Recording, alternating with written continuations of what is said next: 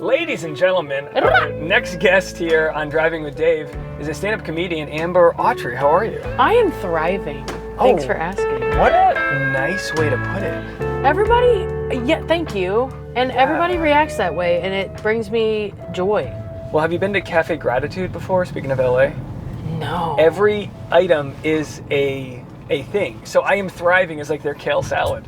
So you have to say like I am rejoicing or whatever. You have to literally say that, and it actually makes you feel good. Oh, that's nice. Even though we're gonna shit on LA, that's the second time you've mentioned you're from LA.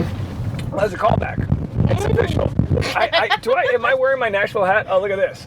I've got a Nashville hat on, which is so LA. I might as well have like a Times Square hat on here. Yeah.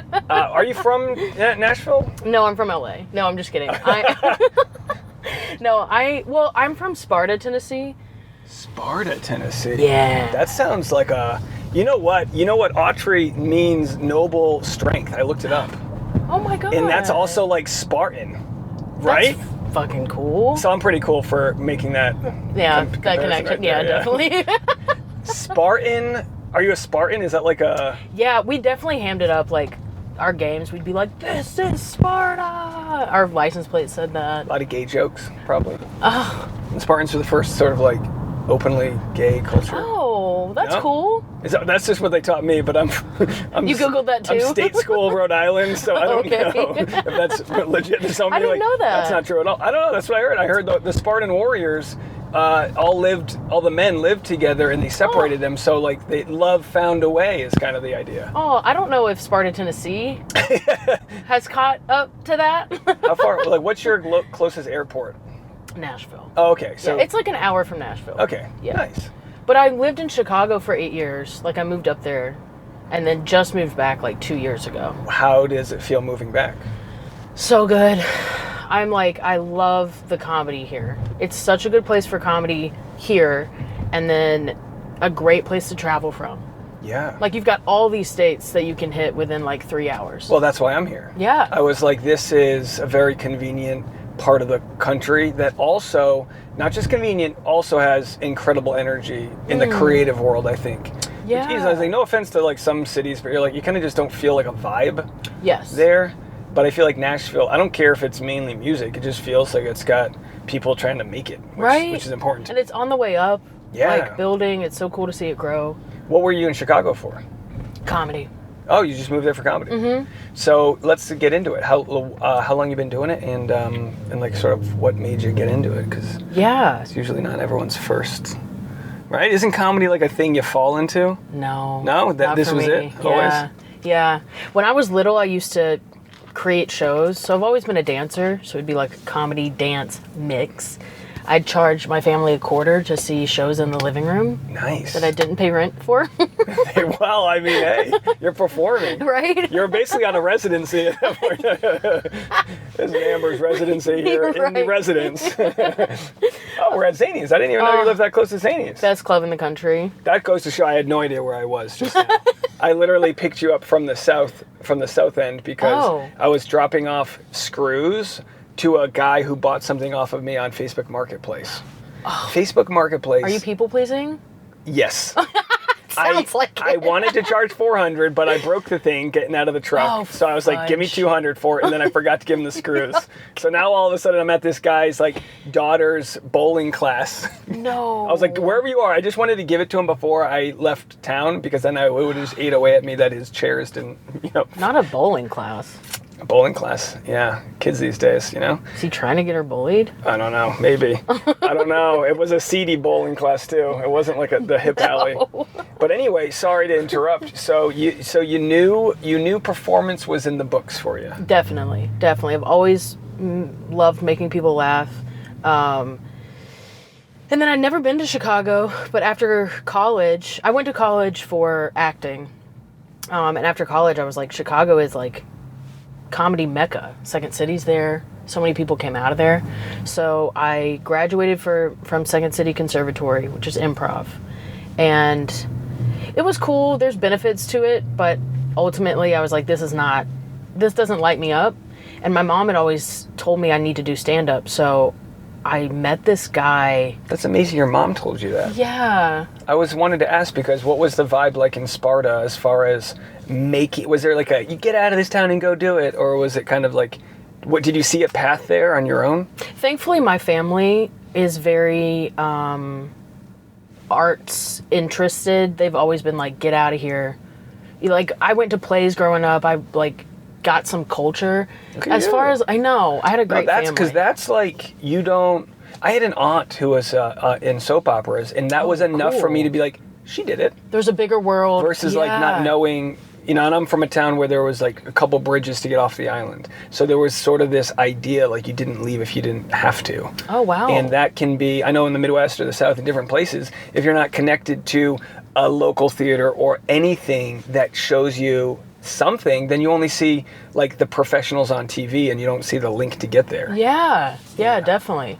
We did a lot of community theater together, me and my mom, and like she would put me in, we went to agency meetings and like fashion shows. She was always like pushing me, supporting me. And was she a performer as well? Oh yeah, she's been singing since she was like 9. Oh, anyone else in your family? Yeah, not singing, but my granny is, she's not with us on this plane anymore, but she is an artist, like beautiful painter. Oh, amazing. Yeah, my aunt makes clothes, my sister's a singer. I think there's going to be a little bit of an identity crisis as AI takes jobs.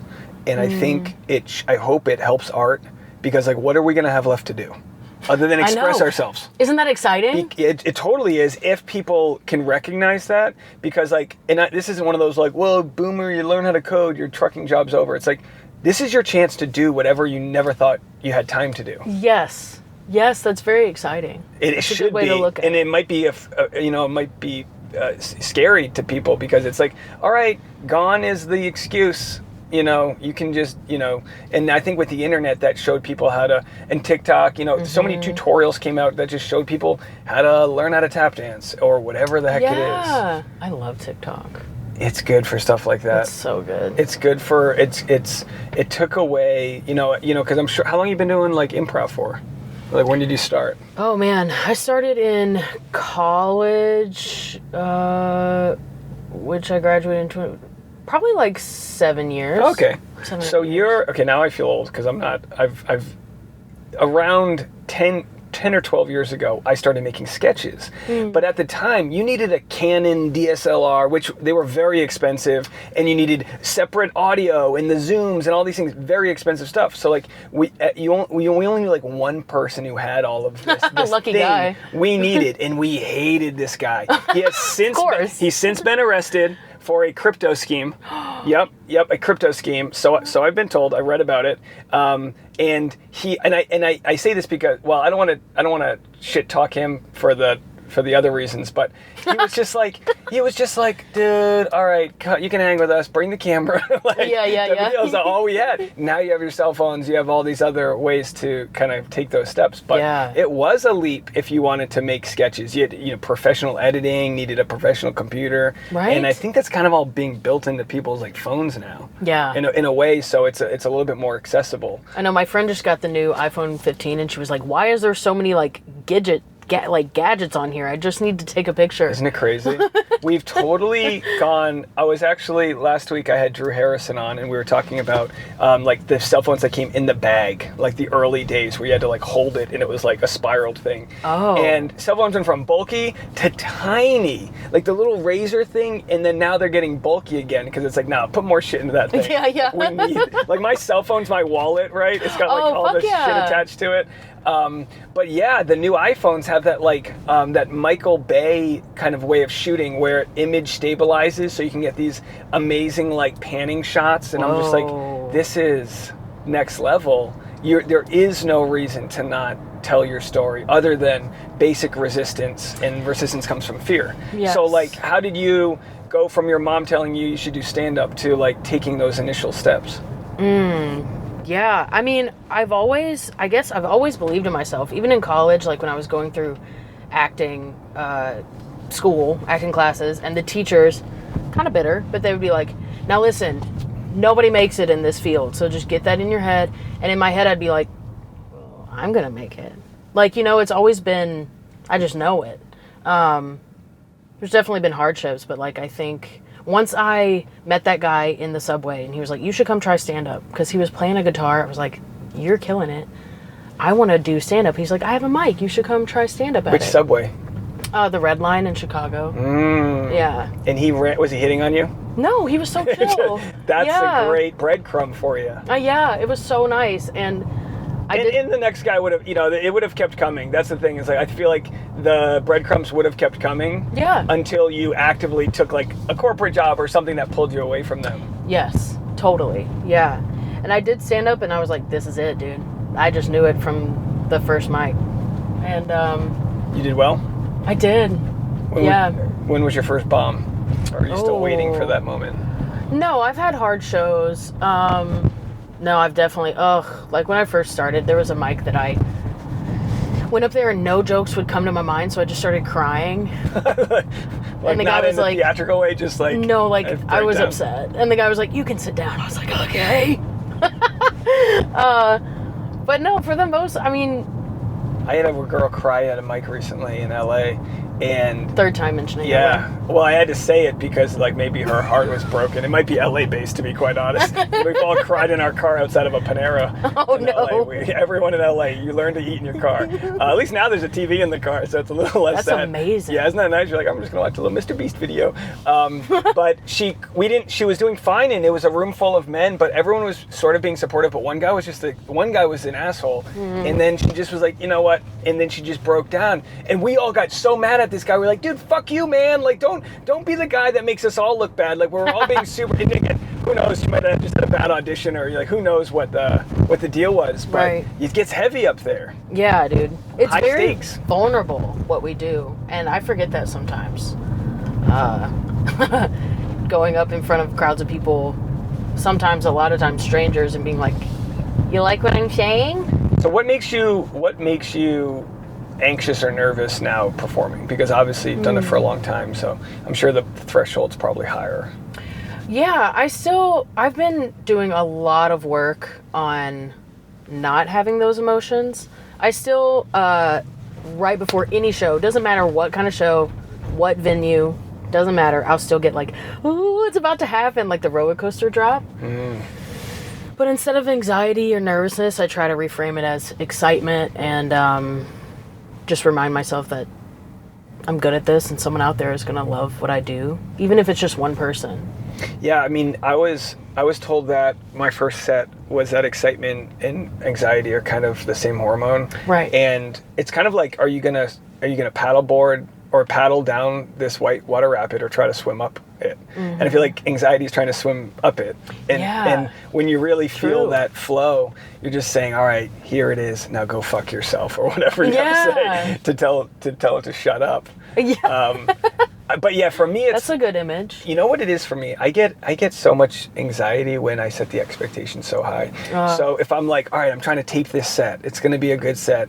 And now I think I just try to tape every set so that way I can take be like, all right, whatever. Like, or you know what? It used to be, even just a couple years ago, you needed that like perfect set that could submit to festivals. But now you just need like that good minute. So it takes away the need to be perfect on stage, because audiences don't remember if you were a 8 out of 10 or a 9 out of 10. Like, they don't remember if you missed one of the jokes or tags. They don't. They remember how it started and ended. Yeah. You know, and did you cry during your set? That's all they remember, because they do remember that. They do. Like, you're the chick who cries during your set.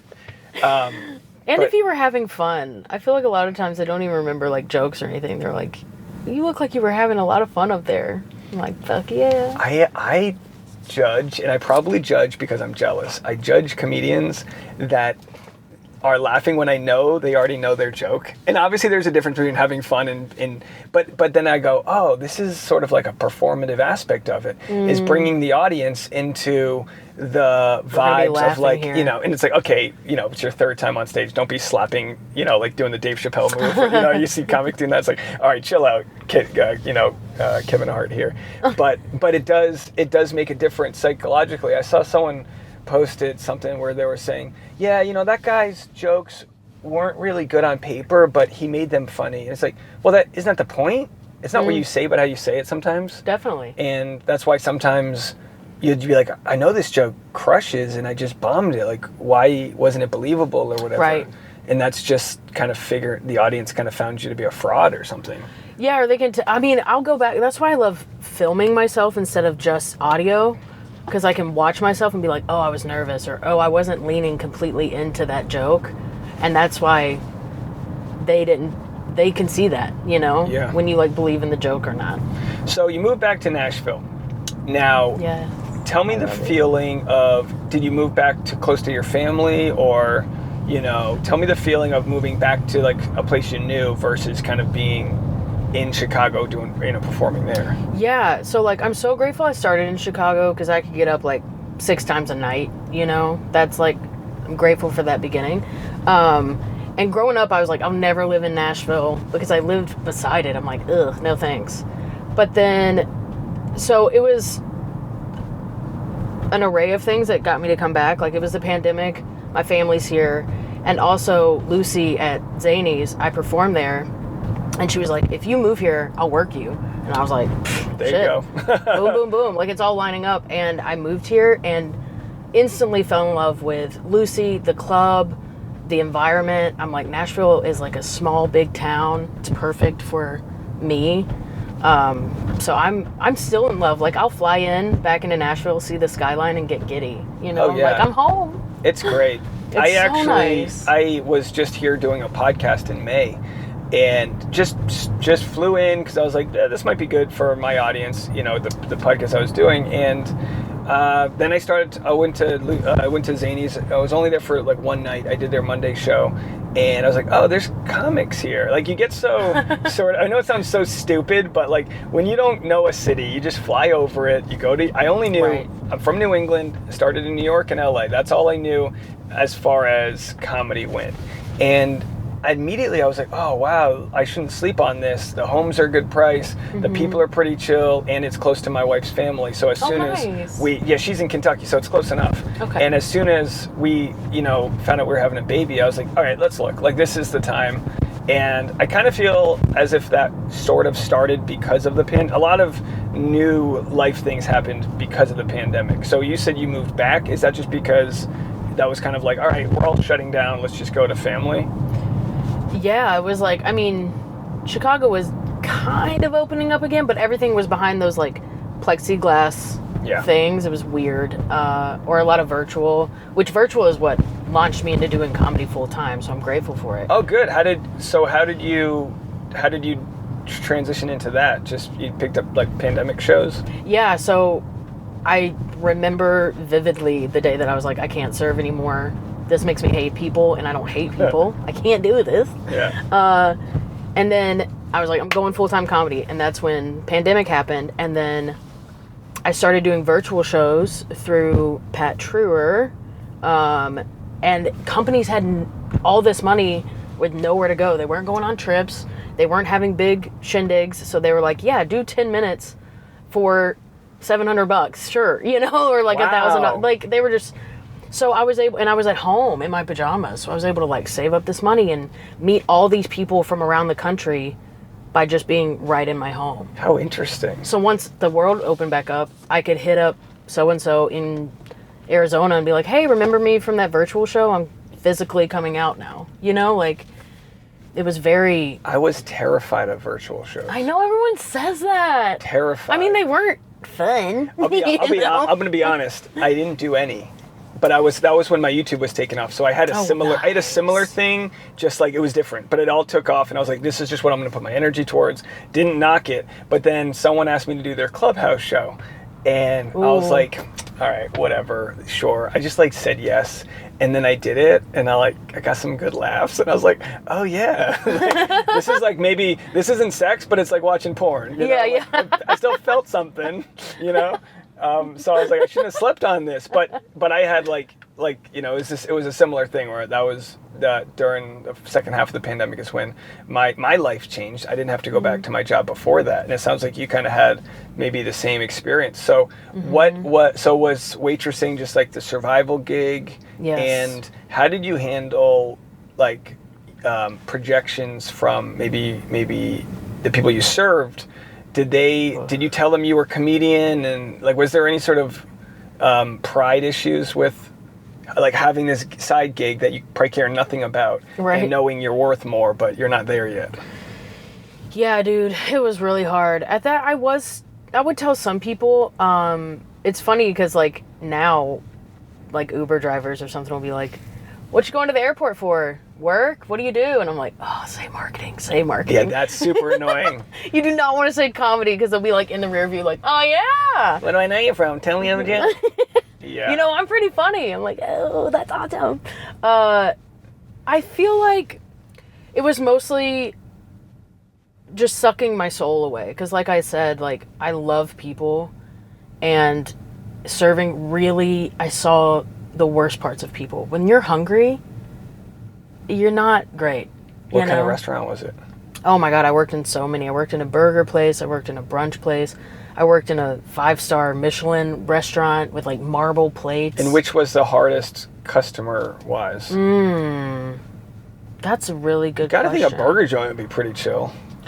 They were chill. The management was not chill. Shout out. You guys were wild. How dare you make cheeseburgers difficult? Who doesn't love a cheeseburger? Truly.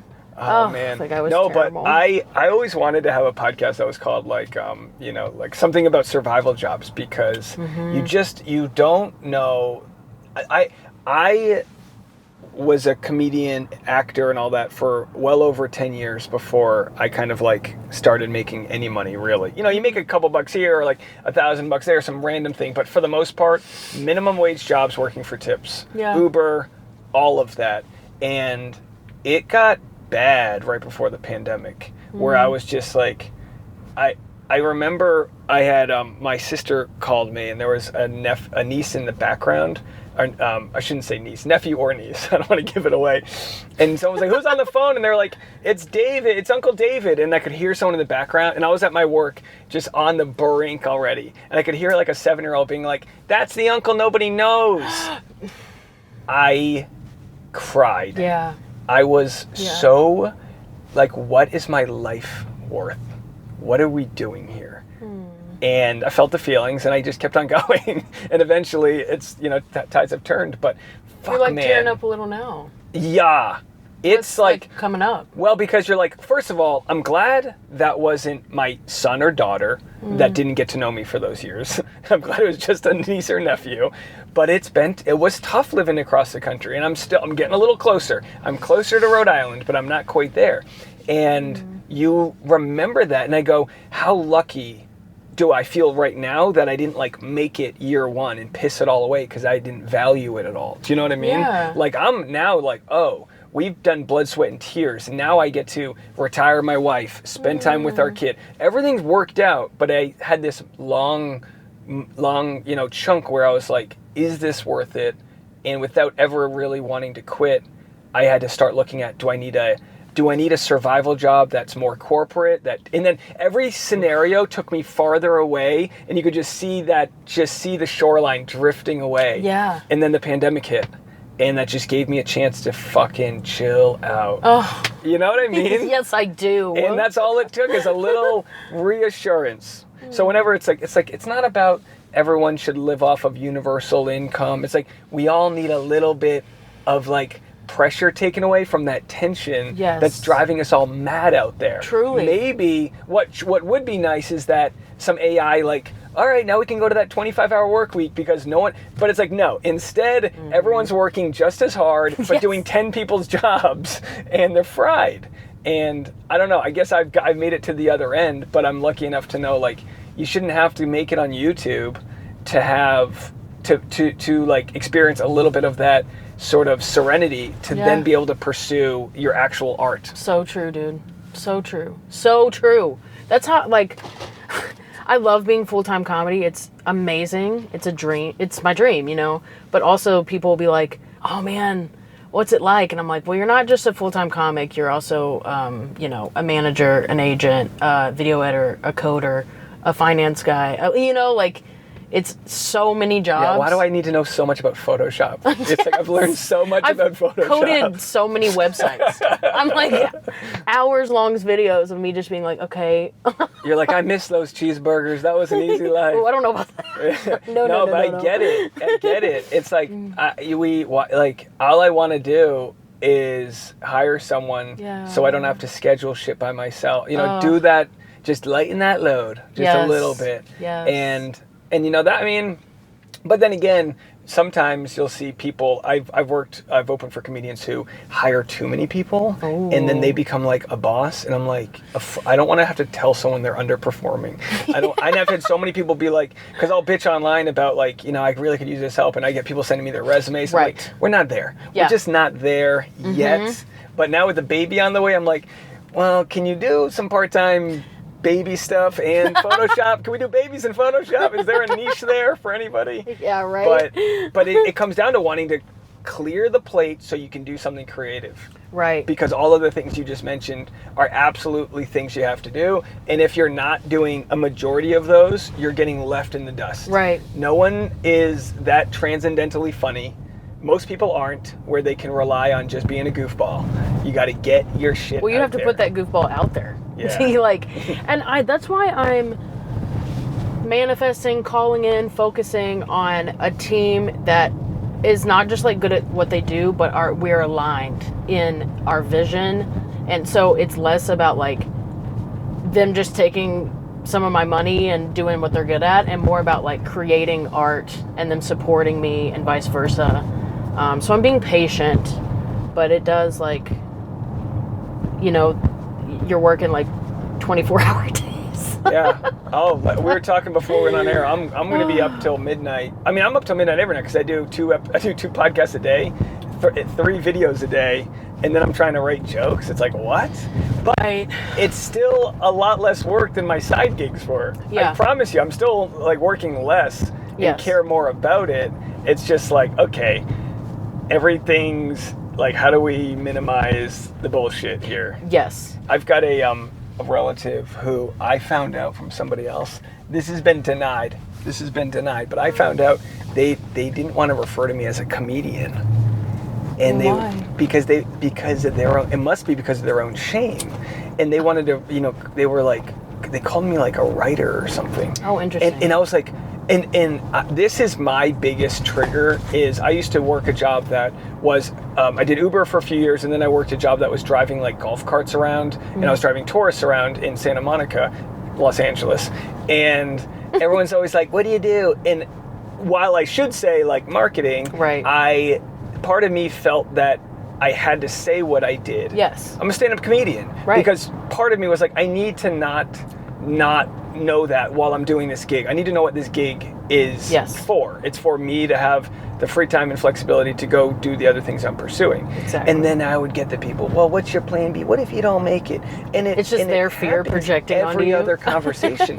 So much fear. I have to take a shower after. Mm-hmm. Well, what if? And it's like, okay, there are different paths to success, but plan B is just like sort of a faulty term. Can I go right here? I'm going to sneak through this. Why not? Plan B is just like a bullshit term. You don't just like quit one day and then be like, all right, plan B, going into car sales. Yeah. It's like, okay, well, different gigs come along, but your plan B should probably be not quitting on your plan A. Facts. Because who are we to know how long certain things take off? And like you've been doing stand-up for 7 years. Everything I've heard, your career is crushing it. Like you don't know how close you are to, like, are you headlining and doing all that stuff? Or? I am. Just recently started, like, I'm gone every weekend.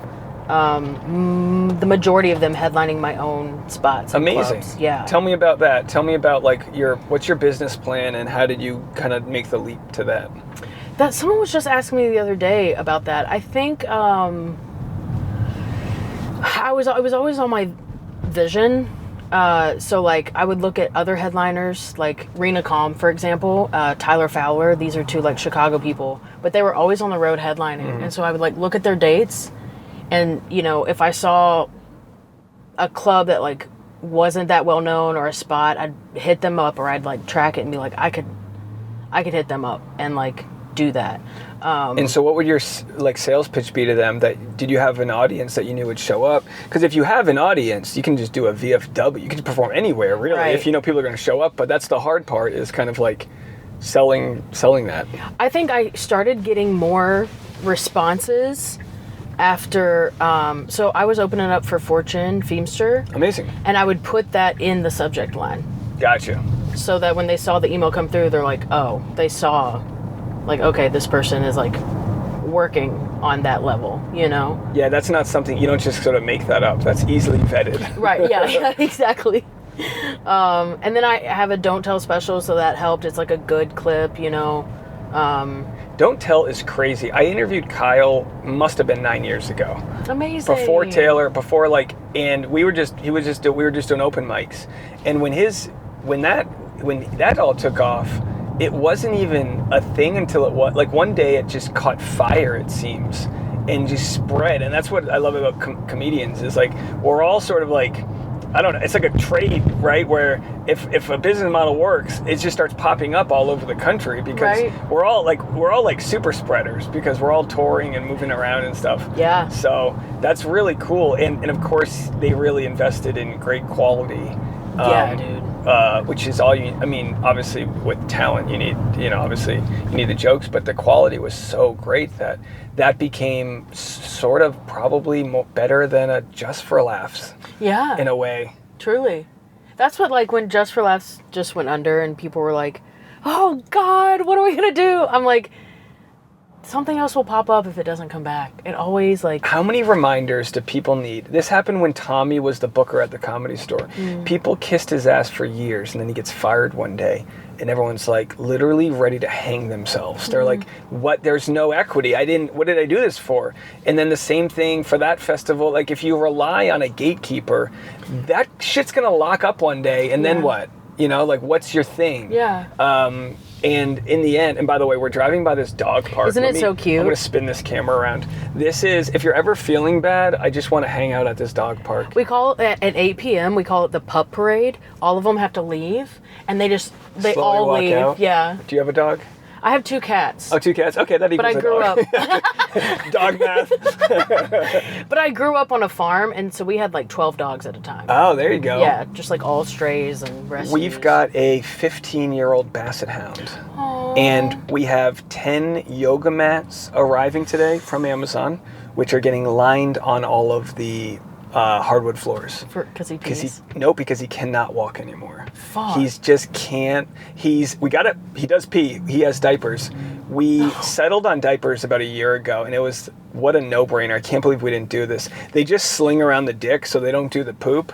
But honestly, the poop's way easier. I got a little bit about it because it was like comical, but like the poop was way easier to clean than that. And it's like, that's his issue. He's like incontinent or whatever, and he's old, and we love him, and we have but he can't walk great, but he can walk so much better on the rugs. And someone who has an old cat told us, they're like, I took yoga mats and I just cut them long enough to make a path.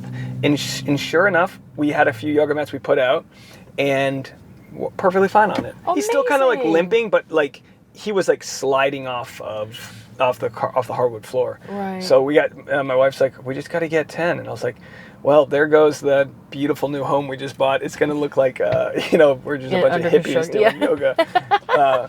But you learn to, like, the days are gone of running. Those are gone. Like, he's just basically front legs only. But he's a lazy dog, and he's still lovable. And we're so excited. Like, we don't know if he knows my wife's pregnant. She's pretty big. But he's just off in his own world, so we don't know. But for sure, when the baby arrives, he's going to be like, what the fuck is this? And I just like, he's going to, and this is what they told us literally at our birthing class on Sunday. He's going to be in diapers, the baby's going to be in diapers, and my wife's going to be in diapers. Oh my Lord. For a little bit there. So I'm going to be all diaper duty. I got the diaper genie. Life comes at you fast. That's all I have to say. I was a single bro. It feels like recently, but here we are. So a farm. Yeah. What kind of farm? When I was growing up, it was a Christmas tree farm, which was dope because we could just whip the 4-wheeler through those rows of trees. Yeah, best friend had a Christmas tree farm growing up. Oh, it was awesome. That's where you do all your drinking. hide behind a spruce. Oh. Yeah. So what kind of tree, like, do they grow trees down here, or were you like up in the, is it up like in the elevation? No. So just like, are they like Charlie Brown Christmas trees? Oh no, they were nice full trees. Oh, nice. So I guess, why are you trying to make me know science right now? I don't know, they were just trees, bruh. Tell me about your spruce, man. I need to know. What was the elevation? I don't even know if it was north, south, east. I don't even know. But the trees were beautiful. Good. But then we got like some bugs.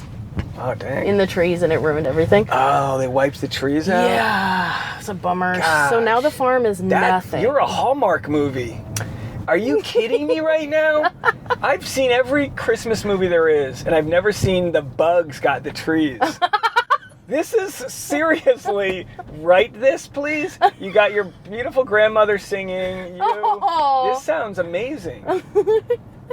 12 cats or dogs or whatever. I've never looked at it like that. Let me be the guy. All right, I want to be the douchebag who moves from California. Yeah. And boom, tries to buy. I move and I try to buy your land because I'm going to bulldoze it into an IKEA. And we're just like, you hate me, and then you meet a guy who's got the new pesticide that kills the bugs. Oh, kills the bugs, or maybe they migrate. Migrates the bugs. You can't be killing bugs on Hallmark. Sure. Yeah, I think you got it. Okay. Well, we trademarked that, so if anyone makes that, just reference this clip. We're going to sue you. So what's the big picture? We made it back, so let me know your big picture. What's your big picture for life? Oh, man. Touring or? Yeah, you know what I see in my head when I envision my future is sold out theaters, maybe arenas, and with like joy. I have worked so hard to bring joy into my life and with what I do, and I want to just like, I want my shows to be like, you leave like, like I just... Isn't it crazy, like, if you could measure a good audience as they're leaving, the energy change from when they got there? That's like, and again, I know comics are always like, you know, pretending like we're doctors or whatever, you know, like, oh, I've changed the energy. But it's like, well, you kind of did. Like, no, you definitely did. Create an environment, and if your audience shows up, they are generally already know you, so they already have this expectation that you're going to be lovable, so they bring their best self, and it's just like win-win for everybody. Yes. And it's a victimless, there's no poisoning the river at the factory. It's just everyone feels good. Yeah. We all had it already. Yeah. Yeah. Well, good luck with that. Thank you so much. How can people find you? Yes. In all of that? Give us your pitch. Yeah.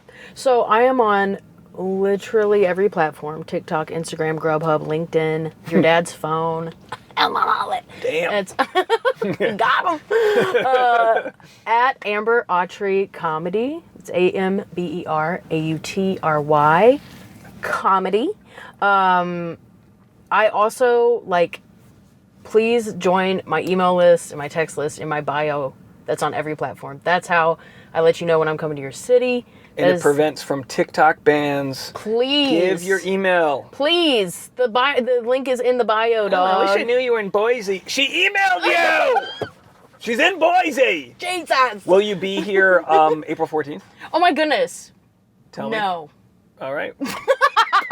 Never mind. Well, maybe. It's a Sunday night. I'm doing. April 14th? I should have tell you why before, because it's like I need help moving. Yeah, right. That's what I was like. I don't think what so. Do you need? I'm hosting a new show at Zany's Lab. What show? It's called Love Bombing. Good name, right? Love it. Love Bombing. So if you have any love bombing or any relationship stories. Oh my goodness. But honestly, like, I'm not a big like theme guy, but Lucy's like, you need a theme, and I was like, ghosting. I was like, and then I was driving, and it was like thunder was lightning, and I was like, love bomb, love bombing, and then I came up with like the mushroom cloud, and I was like, yes. I'm sure like 15 comics have already made that before, because you can't do anything original with words. There aren't enough words to be original anymore. But I didn't Google it. I was like, it's just mine. Yes. If anyone else has it, just send plausible it. deniability. Well, let me know if you're free. I'd love to have you on the show. Okay, beautiful. It's a Sunday night, so maybe you're around, but either way, it'll be part of the Nashville Comedy Fest. Okay, beautiful. Yeah.